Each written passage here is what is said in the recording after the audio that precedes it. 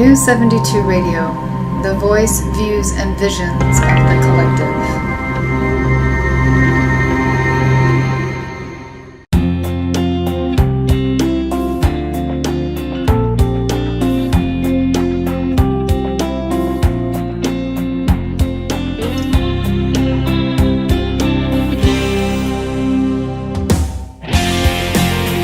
Welcome to Diva Talk.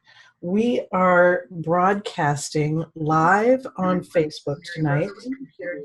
Hold on, mute my iPad. We are broadcasting live on Facebook tonight, as well as live on the Zoom network. So welcome. So we are going to do a couple of things tonight. I want to talk about, obviously, technology, but specifically, I want to talk about email questions and issues that a few of my clients have been experiencing. And then I would like to dive into questions. I've lined up some questions to answer for you from people who can't actually make it live tonight, so I'll be going over those. And if any of you join us live on Facebook tonight, then feel free to type your questions into the chat area. I'll be taking a look at that. I've got my iPad right over here to the left of me, and I'll be able to kind of monitor that and answer whatever questions you might have. So let's dive in. I'm really looking forward to this.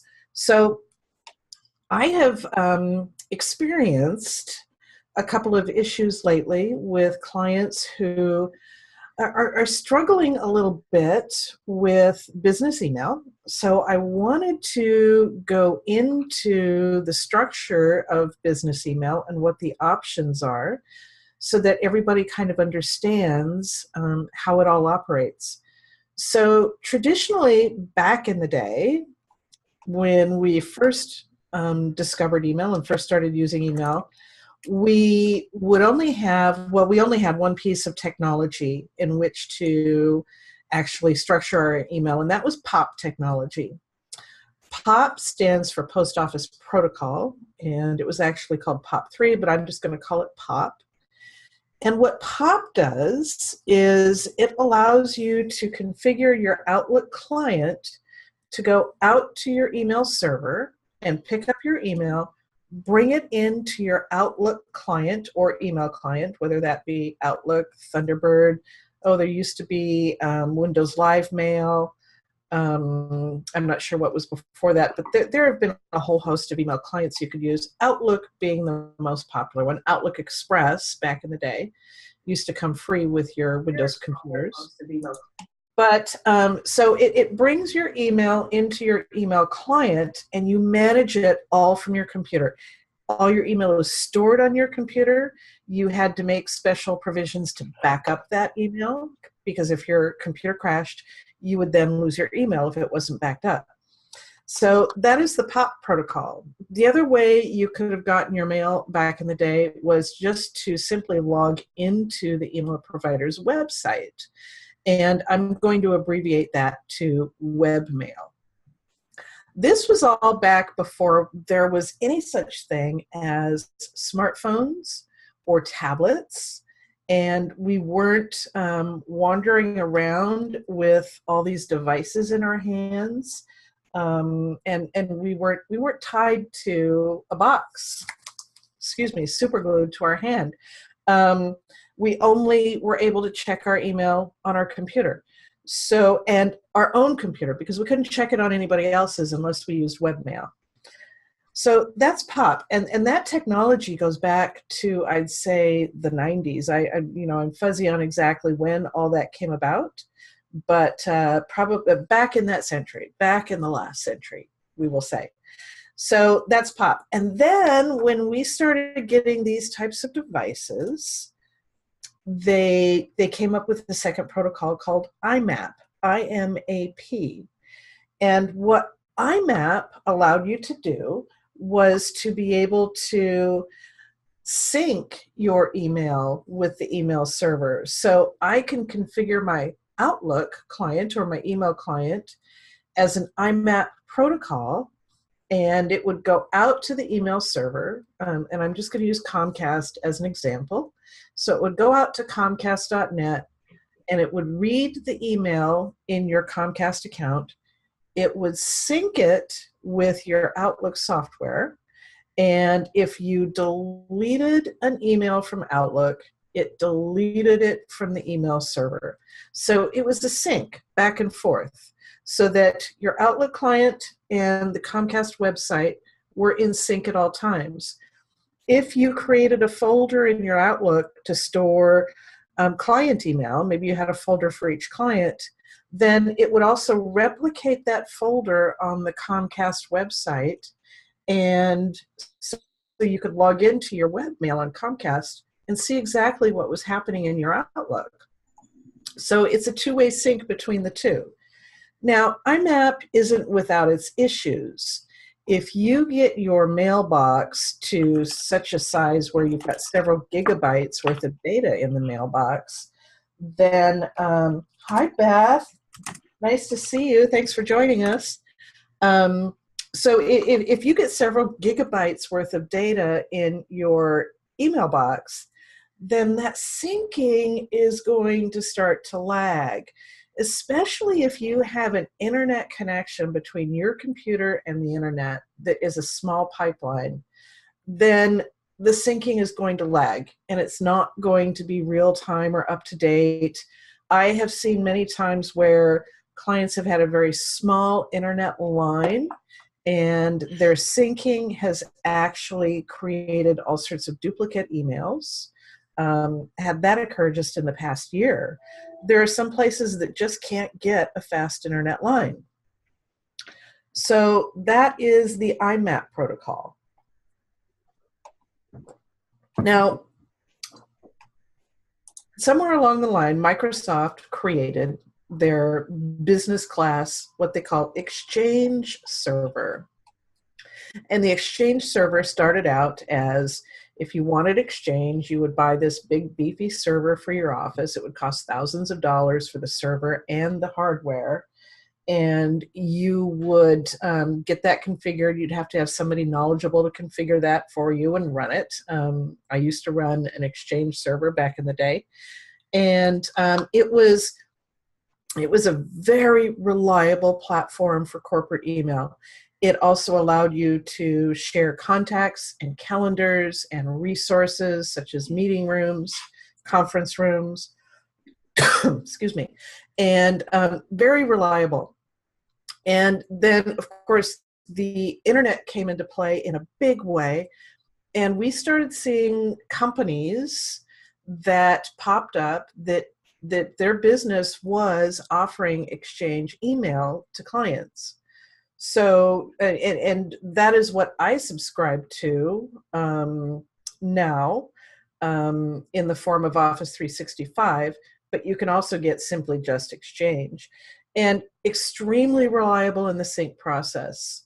Even if you have a smaller internet line, very reliable in the sync process. So what happens on the Exchange server with your inbox and your folders is replicated in your Outlook.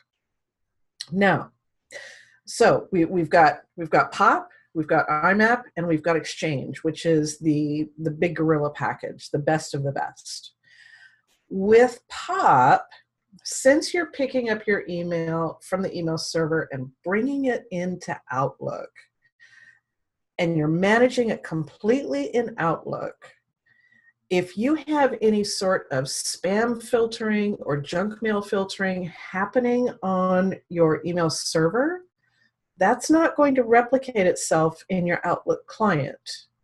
So the only junk mail you'll have in your Outlook client is stuff that comes into your inbox that you mark as junk, and it goes into a junk mail folder on your computer.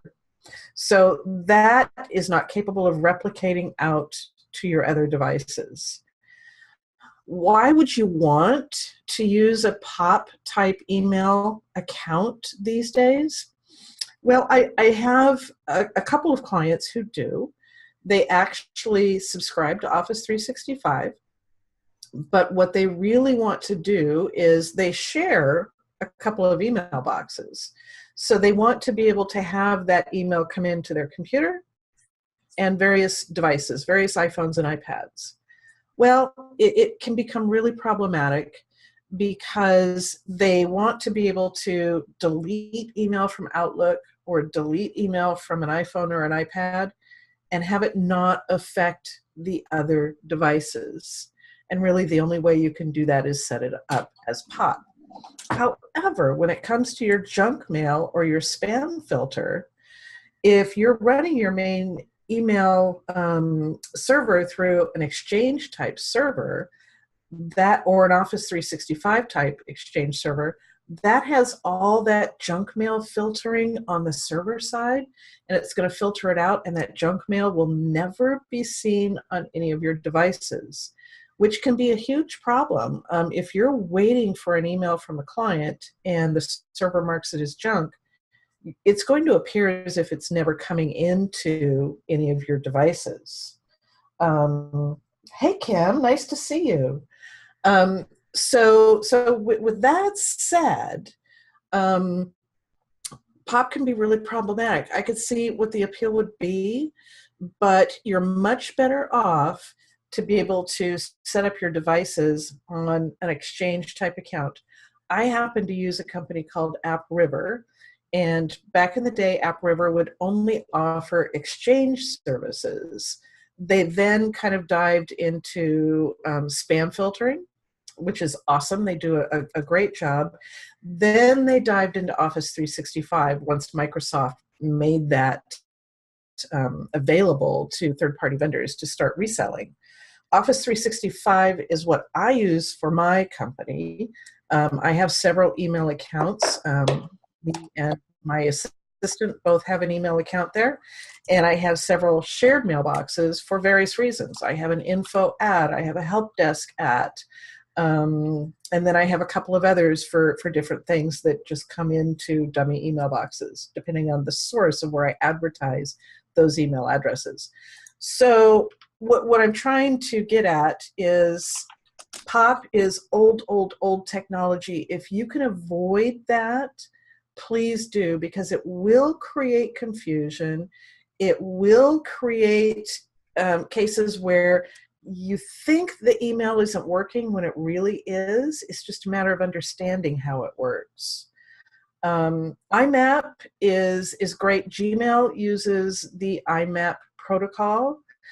You really get into the Exchange type services when you have your own domain, like ComputerDiva.biz.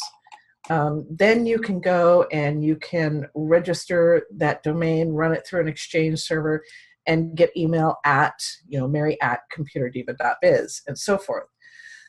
So I hope that is clear for everybody and kind of clears up a little bit of confusion. If you can at all possible use an Exchange server, that really is the best.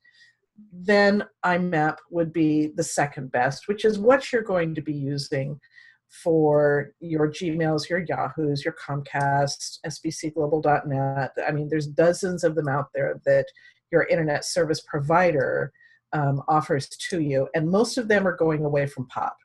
They just will not deal with that at all. Kelly says, can you talk about eClient? Maybe clarify that a little bit, Kelly. Maybe you can put another comment in there. I'm not sure what eClient is, but I'd be happy to talk about it. While we're waiting for that, Beth says, what are the best systems for scheduling meetings? Does everyone have the ability to use Google Calendar, or is there a professional calendar system that is better for business? Oh, there are so many calendaring systems. I'm glad you brought up that question, Beth. Thank you. Of course, Google Calendar is awesome for scheduling appointments. It's what I use in my business, and my Google Calendar is integrated with my website and my online appointment book, so that I can manage my Google Calendar on my computer up here. And when somebody goes to my website to make an appointment, they will see my available time. They can't see the details of any of my appointments, but they will be able to see what times are available, and they'll be able to schedule.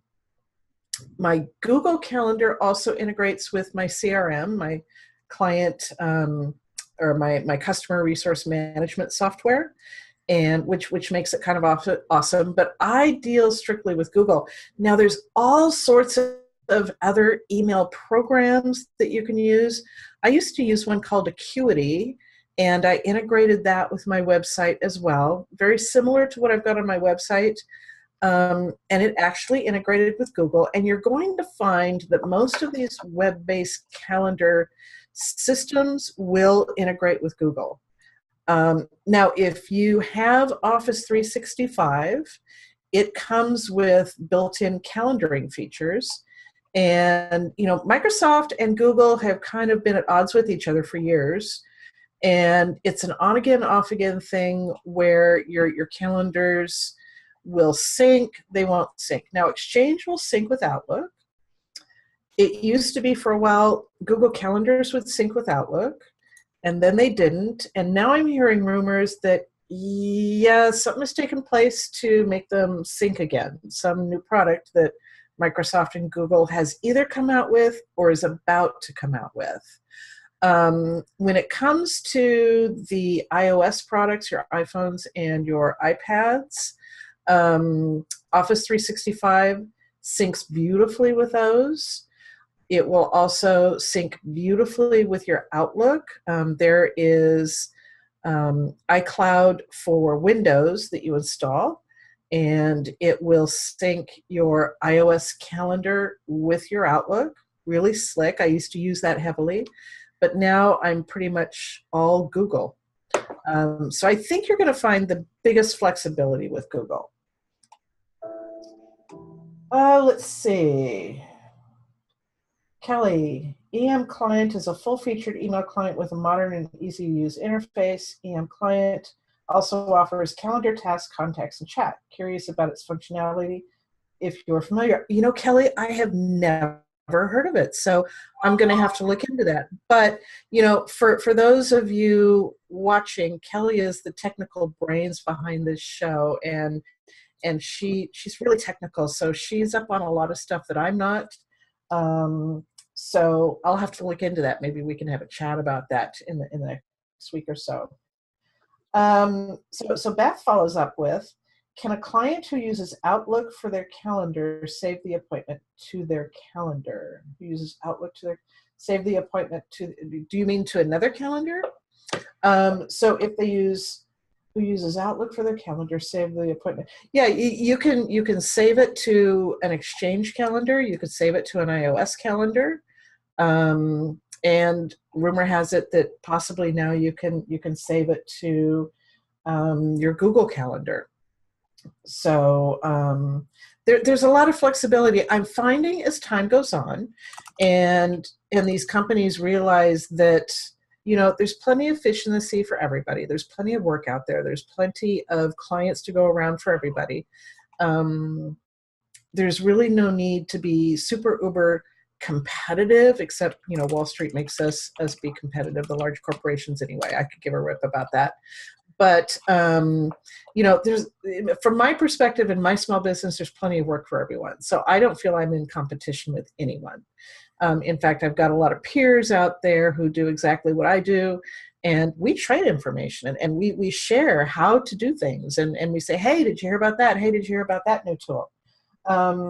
So there's plenty of fish to share between everybody. So okay. So with that said, keep bringing your questions on. I am going to talk about a couple of other jobs I've had in the past week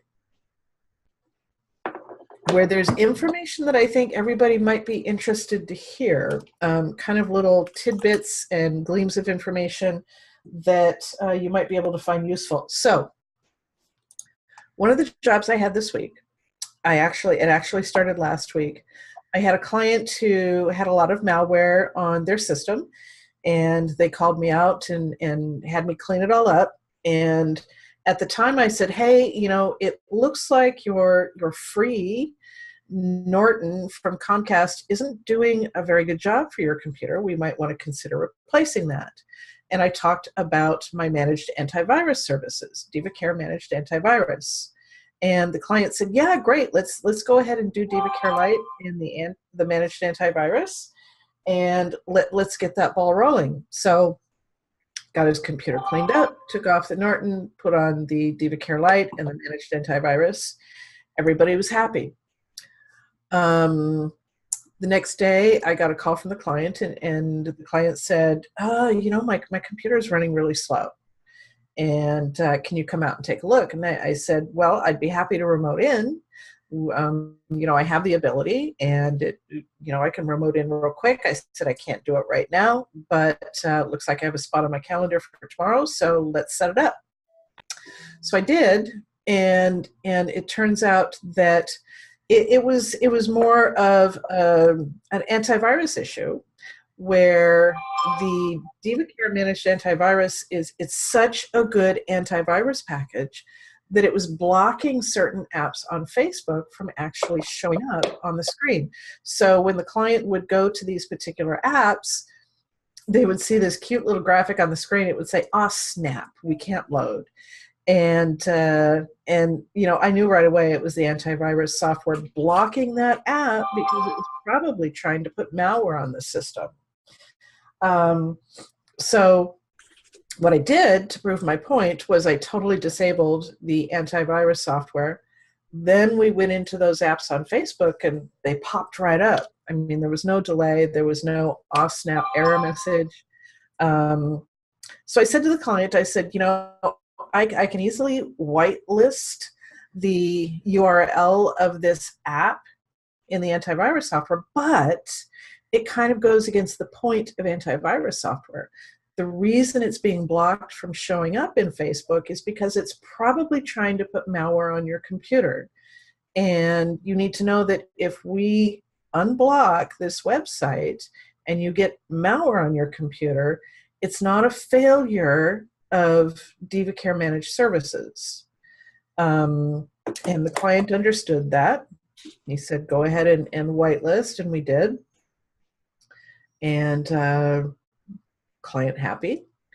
The next day I get another call saying, this just isn't going to work. The computer's running too slow. I want to reverse everything. I want to get rid of DivaCare. I want to get rid of the managed antivirus. And it had absolutely nothing to do with DivaCare making the computer run slow. I just kind of want to reiterate that. It had everything to do with the fact that the DivaCare Managed Antivirus is such good antivirus software that it was blocking those sites from downloading malware onto his computer. So with that said, what you all need to know, I think the takeaway from this, it has nothing to do with DivaCare Managed Antivirus, but it has everything to do with Facebook. Those apps in Facebook, the games and the various apps that you go to, sometimes the surveys that you're taking, who were you in a past life, at what age will you be when you die, all those apps are basically trying to just gather personal information. They will, they'll be able to read your entire friends list. And in the case of these apps that we were having an issue with, I can pretty much guarantee that it's going to load malware onto the system. So I think my point here is try and stay away from a lot of those apps on Facebook, because they're not your friends and they will end up causing issues. And you can actually, there is a place where you can go in Facebook where if you've given access to a lot of those apps to your personal data, you can go into the settings of Facebook and take a look at the list of all those apps, and you can actually get rid of those one by one, which I highly recommend you do. So with that said, so to follow up on the story, I ended up reversing everything, and I took off the DivaCare Lite, I took off the managed antivirus, and took the client back to free Norton. from Comcast. I don't think it was a wise move, but that's what the client wanted to do. So that's what I did. So that concludes that story. I was really disappointed to lose a Diva Care client, but that's okay. That's okay. I have a feeling that it kind of would have been a maintenance headache for me. So if the client isn't happy, I certainly don't want them to do anything that they don't want to do. So what else did I do this week? Let's see, I'm looking at my calendar up here. There were a couple of other jobs. Oh, yesterday was fun. Yesterday, I went to see a client who has an iMac. And a couple of years ago, she had decided to install beta software, Mac OS beta software. Actually, I think it might have been OS X Yosemite beta software from a couple of years ago. And because she had beta software on her iMac, she couldn't progress to the next version of Mac OS. So, she's been living with this beta software for a couple of years now. So she finally pulled the trigger and said, hey, can you come out and deal with this for me? Help me deal with it. And what do we do to deal with it? And I said, well, the best thing we can do is we want to make sure your time machine backup is up to date. And then we'll wipe your computer clean. We'll just install a fresh copy of Mac OS, Sierra, which is the latest version. And we'll put all your data back. We'll put all your apps back. And we'll be good to go. That was really a fun project because at the same time, we set up a NAS drive in her small home office, and that was a lot of fun. NAS drive is a networked attached storage device, and what it is, it's a small enclosure that holds 2 hard drives, minimum 2 hard drives, and there are NAS drives that can hold up to 16, 32 separate hard drives. And the one we installed yesterday had 2 hard drives stacked one on top of each other, and they mirror each other. And this woman is a professional photographer. So it was really important to her to be able to have those mirrored drives so that she had a couple of different backup sources for her photos. So we had Time Machine as the main backup source, or at least we will once we finish the project. Then we have the NAS drive as another backup storage device. And the nice thing about the NAS drive is if one of the drives goes bad, we pull it out, put in a new one, and it automatically mirrors the remaining drive, replicates the data from the remaining drive to the new drive. It's insurance for your data. And when you're talking about photos, especially when you're a professional photographer, it's really, really important to be able to have that security and that insurance. So that was fun. We still have a few things left to do there. In fact, I need to call her tomorrow and follow up. Let's see, what else? Of course, I've dealt with a lot of viruses. And most of the computers where I'm cleaning up viruses these days, I'm converting them to the Diva Care Managed Antivirus. The nice thing about the Diva Care Managed Antivirus is it also gives you protection against ransomware, which is pretty cool. Just taking a look at my time. Which is pretty cool. It's becoming a little bit more common for antivirus packages to have that protection, but that's only because of the recent wave of ransomware that's been going around. Let's see. Oh, today I did a really interesting job. I did a lot of stuff today in 3 hours for a brand new client. We installed a brand new iMac. We configured a new iPad, a new iPod, a new printer. We moved data from 2 old Windows computers onto the iMac. We set up the Time Machine backup. And I'm sure we did a few other things, but a lot of stuff in 3 hours. It was really fun. And if you hear whining in the background, that's my dog, but I'm not going to get up and let her in my office. She's just going to have to wait. So with that said, what's going on in our chat room here? We've got a couple of people in there. No new questions right now.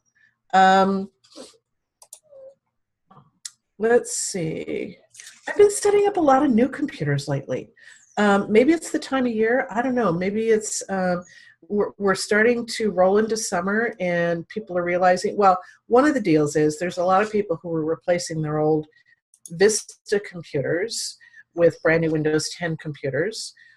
Since Windows Vista is no longer supported by Microsoft, it's wide open and susceptible to viruses. So good to get rid of those and just buy new computers. So I've been setting up a lot of new computers for that. And I think a lot of people are kind of getting ready for the summer season. They don't want to deal with this during the summer. Maybe they're going to be vacationing, but they want to be ready for the fall. So setting up a lot of new technology. I had a client last week who called me and said I had set up a new computer for about 3 or 4 weeks ago and said, oh, my new computer is dragging. What can we do? What can we do? It's so slow. Well, I logged in and took a look at her email inbox that had like 25,000 items in the inbox. And I said, that's why it's dragging. And I gave her the homework of cleaning out her inbox. So she's using Outlook, the latest version, 2016. And so that will make your Outlook experience drag. You really need to keep those inboxes cleaned out. And it's hard. It is so hard to do. I know it's really difficult for me, and it's difficult for a lot of people. You just can't stay on top of it. What else?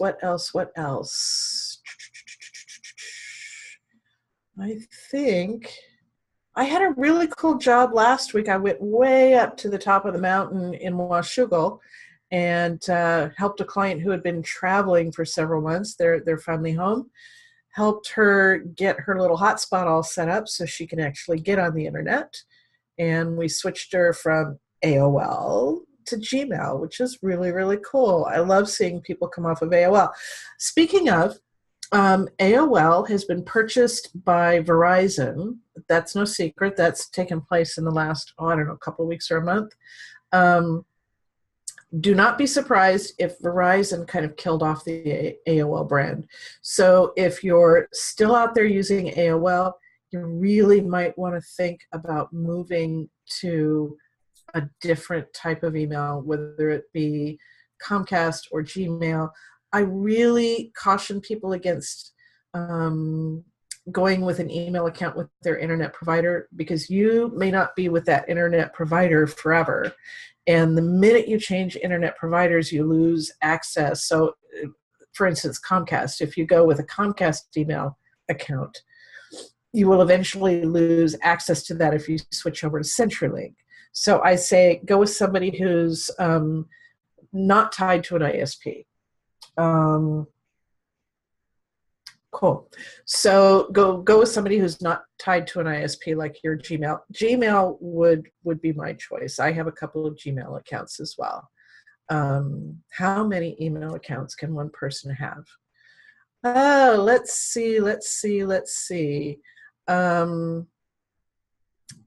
I think that's it for my interesting jobs that I've had in the past few weeks. So are there any other questions going on here in the chat room? We've got a couple of people in here. I don't see any other questions coming through.